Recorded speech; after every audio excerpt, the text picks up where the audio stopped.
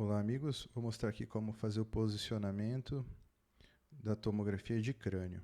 Eu gosto de usar aqui no MPR essas três posições. Jogo na linha média, deixo bem posicionado, centralizado, próximo ao terceiro ventrículo. No corte coronal dou uma angulada. Depois, a parte mais importante é aqui no corte sagital, posicionar entre a comissura posterior, que fica perto do mesencéfalo, que é a glândula pineal, branquinha, e a comissura anterior. Eu vou mostrar uma imagem anatômica para ficar mais fácil. Então eu angulo aqui no sagital, no axial e deixo bem centralizado. Assim eu posso ver com maior clareza os ventrículos laterais. Olha só, os córneos frontais, região do terceiro ventrículo e a região posterior aqui nos córneos posteriores e temporal, né? Então fica bem bom de ver. Então aqui, qual é o raciocínio das comissuras? Então a comissura posterior, ó, fica aqui próximo ao mesencéfalo, né, no corte sagital e perto da glândula pineal. Então eu jogo aquela linha nessa região. Então eu faço aquela linha passando aqui perpendicular até a região aqui da comissura anterior, que fica aqui anterior ao terceiro ventrículo aqui, né, e próximo aqui o fórnice. Então a linha vai ser tracejada entre as duas comissuras, posterior e anterior. Então olha só a nossa imagem aqui, joguei ali na região da comissura posterior, anterior, então está bem angulado, né? Agora voltando aqui para janela óssea, né? Antes da gente fazer a avaliação parenquimatosa, nós temos que avaliar também as estruturas extracranianas, né?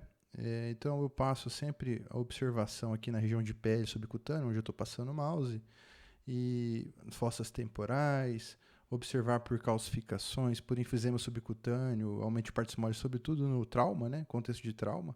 Então você vai ver o scalp para procurar essas regiões que possam ter hematoma subgaleal.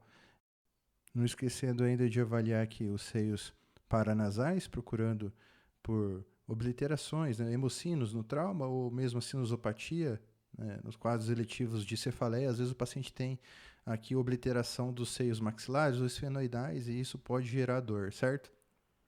Também aqui nos ápices, né, das regiões petrosas, células da mastoide, procurar se elas estão bem aeradas ou não. Aqui os condutos auditivos externos, às vezes tem obliteração por cerume, então isso é bem observado aqui que está tudo normal, né? Esse exame é um exame bem bacana, a gente vê uma anatomia normal. Então aqui passando para mostrar para vocês a avaliação óssea, então a região parietal, occipital, frontal e até a base do crânio. Eu sempre corro de cima para baixo, de baixo para cima, procurando por fraturas e além de reconstruir. Então, por exemplo, aqui na região da célula turca, você vê, procura, né, por deformidades da célula turca. E aqui posteriormente na região occipital, onde eu estou apontando a seta, você vê uma protuberância occipital. Às vezes o paciente queixa de um abaulamento nessa região e é apenas a pontinha do osso aí, isso é normal. E, eventualmente surge ultrassom para a gente ou a tomografia para avaliar essa região procurando por nódulo ou massa. Também eu sempre olho a região frontal para ver se tem uma hiperpneumatização frontal, às vezes é visível isso. A célula turca é sempre bom avaliar se tem alguma destruição local também.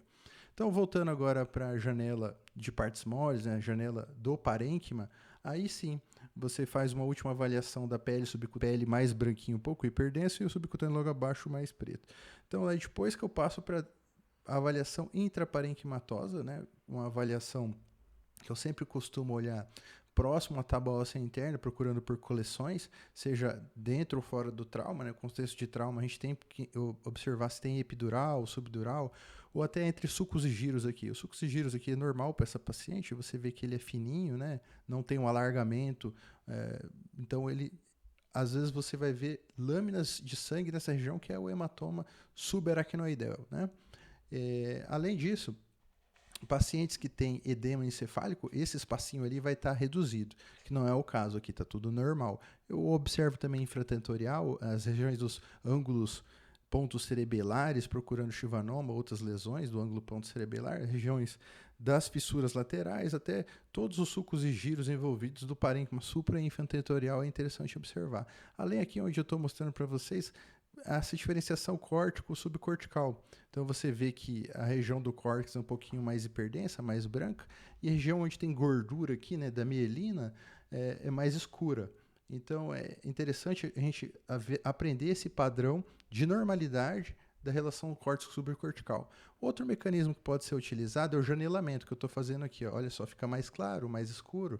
E esse mecanismo de janelamento a gente usa bastante, principalmente nos hematomas subdurais subagudos. Às vezes ele vai ficar da mesma densidade que do córtex, vai ficar isodenso ao córtex. E quando você faz esse janelamento, às vezes você consegue diferenciar o que é esse hematoma subdural, subagudo. Eu vou colocar o vídeo aqui no canal daqui a uns dias.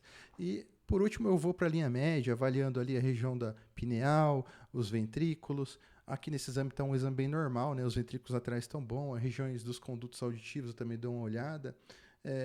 Então, no final, aqui você olha ainda uma célula turca parcialmente vazia, que para essa paciente ainda específico, eventualmente associado a hipertensão intracraniana idiopática, né? Mas nesse caso aqui não tinha nenhuma queixa pontual para isso. Então era isso nesse vídeo, e até o próximo.